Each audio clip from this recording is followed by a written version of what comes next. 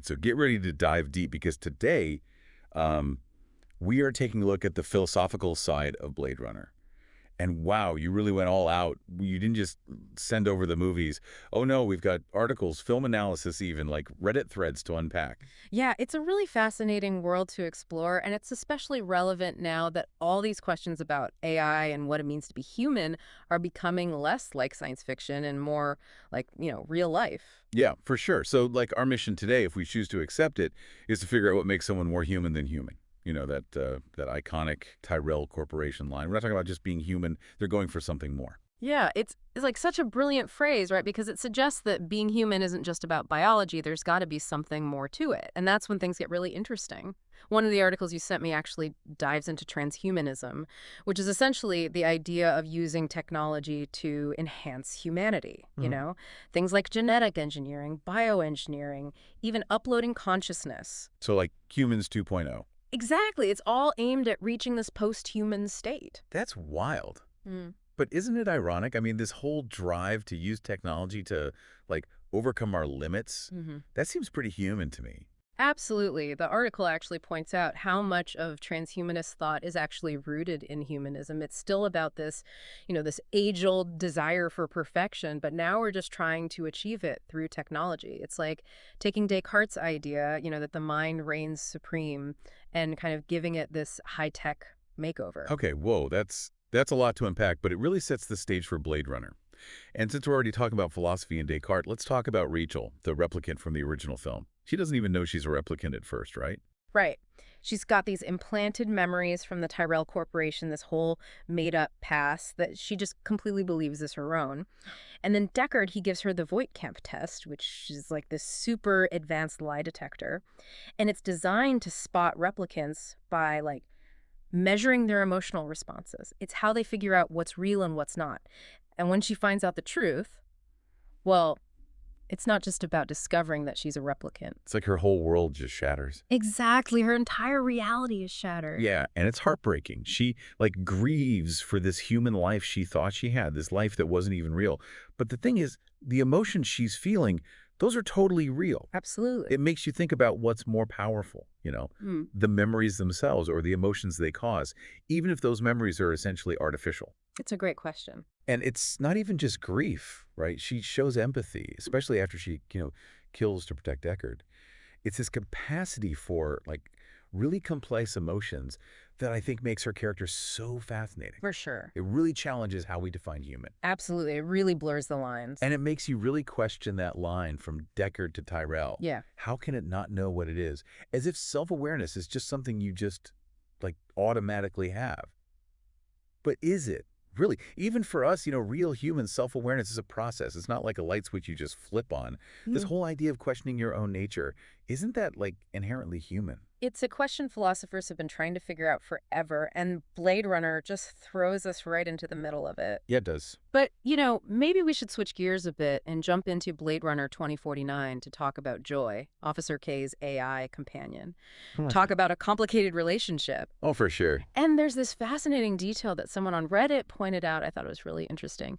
In one scene, Joy's holding a copy of Pale Fire by Vladimir Nabokov. Have you read that one? Oh, yeah. Isn't that the one that's all about, like, reality versus illusion and unreliable narrators? Exactly. It's like a meta-commentary on Joy's entire existence. I know, right? It's, like, perfectly placed. Totally. But, okay, back to Joy and Kay. Even though she's a hologram, she obviously wants a deeper connection with Kay, even physical intimacy. And that desire leads to one of the most ethically complicated scenes in the film, I think. Joy hires Mariette, this replicant sex worker, to basically act as a surrogate body so she and Kay can, be physically intimate.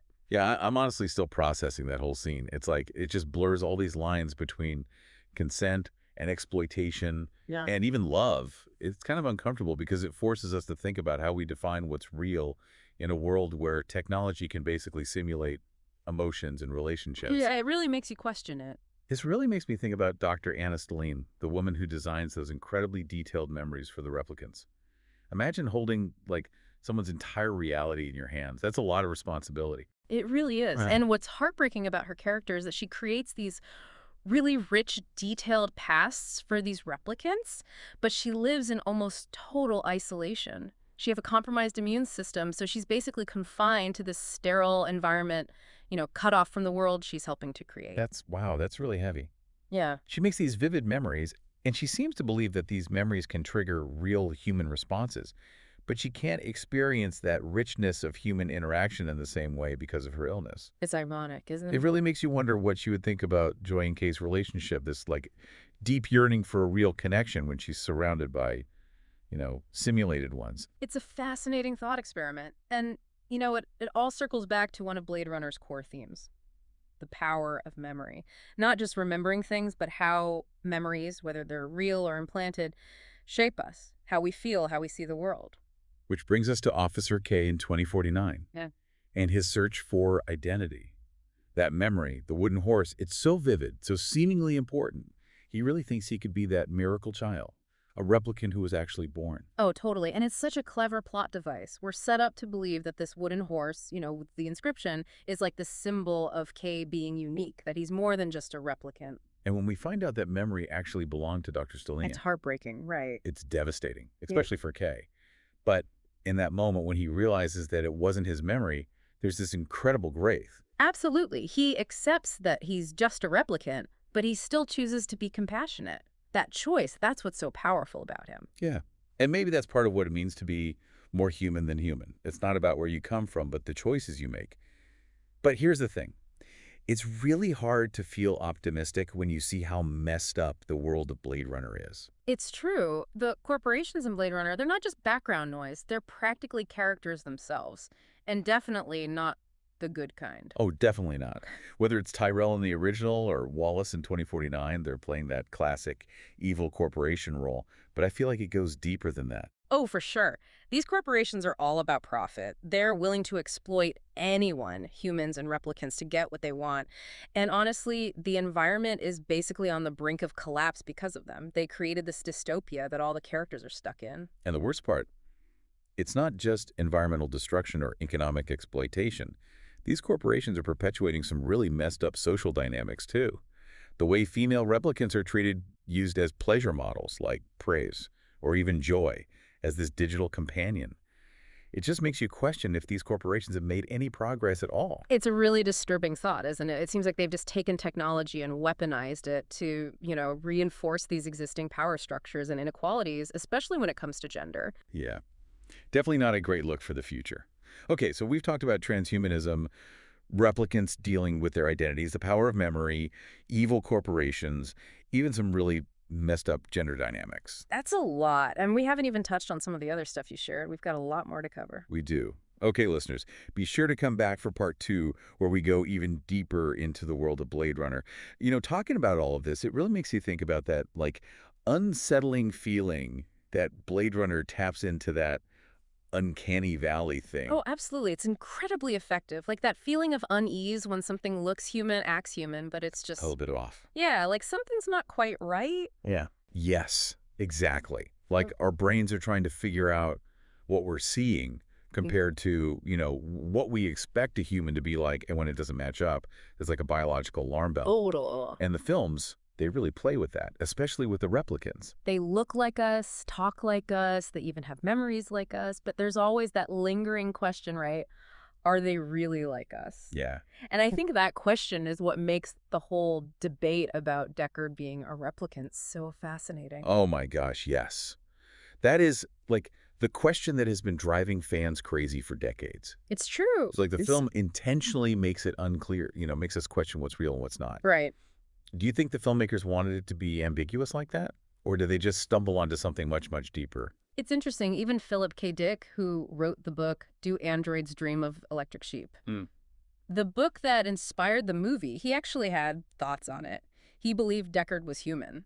Really? Yeah, but the way the film is made, it's really open to interpretation. And I think that's what keeps people coming back to these films. They just spark all these debates and discussions. It's true. It's like everyone has their own take on it, their own way of seeing the story. For sure. Speaking of interpretations, this whole thing about implanted memories is kind of freaking me out. It's not just a cool sci-fi thing anymore.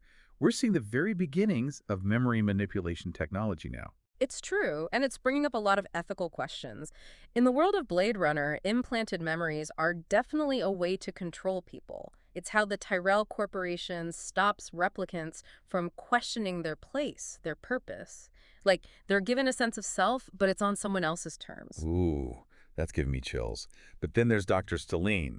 She seems to genuinely believe she's making life better for these replicants by giving them these, like, rich, detailed memories. Yeah. She actually thinks these memories are causing real human responses. And that's the ethical gray area, isn't it? Because, like she says, even real memories are subjective. They change over time.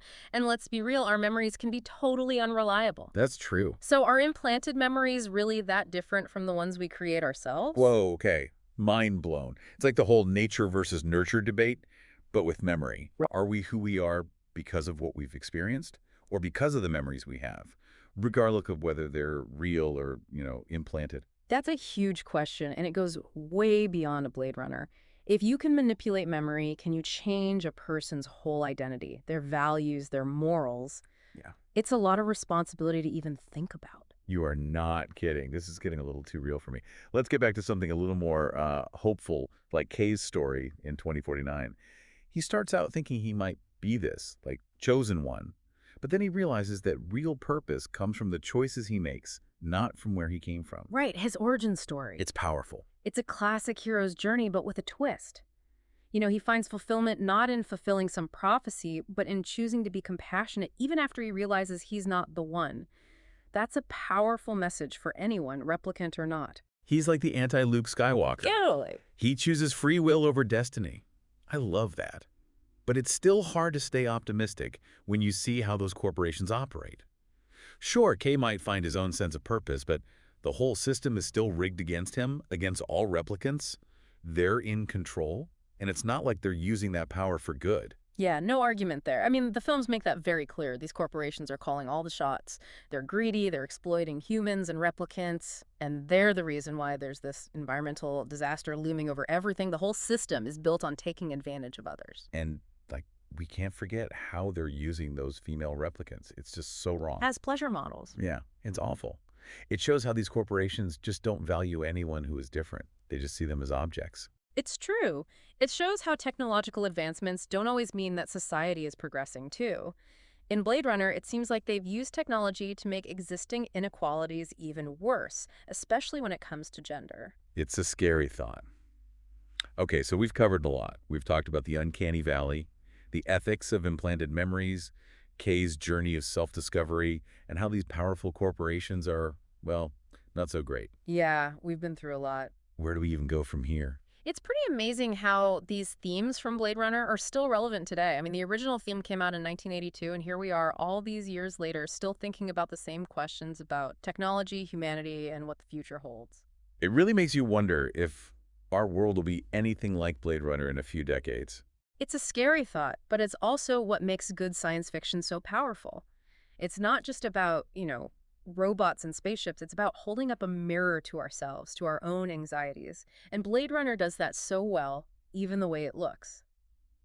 Speaking of which, can we talk about the visual style of these films for a second? The rain, those huge buildings, neon lights everywhere. Yeah, it's like a dystopian world that's both terrifying and beautiful at the same time. It's iconic. One of the articles you sent me talked about how the visuals in Blade Runner have actually influenced so many other films, TV shows, even video games. It's become like the go-to aesthetic for anything cyberpunk. Oh, totally. But it's not just the visuals, right? It's how they create this feeling of unease, of being isolated. It's like the city reflects the inner turmoil of the characters. Absolutely, and there's a reason for that. One of the sources I read mentioned how the filmmakers were inspired by film noir. The way they use light and shadow, those really dramatic camera angles, it creates a sense of mystery, like there's something hidden, which is perfect for a film that's all about figuring out what's real and what's not. It makes those moments of beauty even more powerful, like that shot at the end of the original film with the dove flying up into the sunlight. Exactly. It's that contrast that makes it so impactful. Speaking of contrast, we should probably talk about the ending of 2049. How would you even describe it? Because I'm getting this weird mix of hopeful and heartbreaking. It's hard to put into words. On the one hand, you've got Kay, who's dying, but he finds peace in knowing he did something good, bringing Deckard and his daughter together. But at the same time, the system hasn't changed.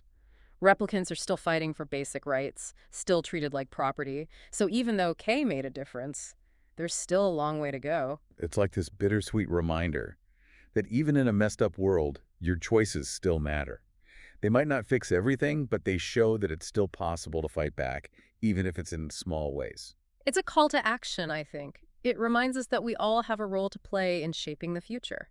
Blade Runner might be fiction, but the things its characters go through, those questions about identity and right and wrong, they feel incredibly relevant to our world. Couldn't agree more. So, as we wrap up this deep dive into Blade Runner, what are we taking away from all of this? Because, honestly, I'm feeling a mix of hope and worry after all of this. Well, it's obvious that the themes in Blade Runner are more important now than ever, especially now with technology advancing so quickly. We're already having to deal with the ethical questions surrounding AI, genetic engineering, and what it even means to be human. It's a lot, but I think Blade Runner is a good reminder that these aren't just hypothetical questions. What we decide to do with technology has real consequences, especially for people who are already marginalized and vulnerable. We have to think critically and fight for a future where technology is used ethically and fairly. Well said. Blade Runner might not give us easy answers, but it makes us ask the right questions. That's so true. What does it mean to be human? What responsibilities do we have to each other, to the things we create, to our planet? Those are questions we need to be thinking about. Yeah. And if a science fiction film can make people have those conversations, then maybe, just maybe, there's still hope for us. Listeners, thank you for joining us on this deep dive. We hope it made you think. And now, if you'll excuse me, I'm going to go stare out the window and contemplate the nature of reality, or maybe just watch Blade Runner again.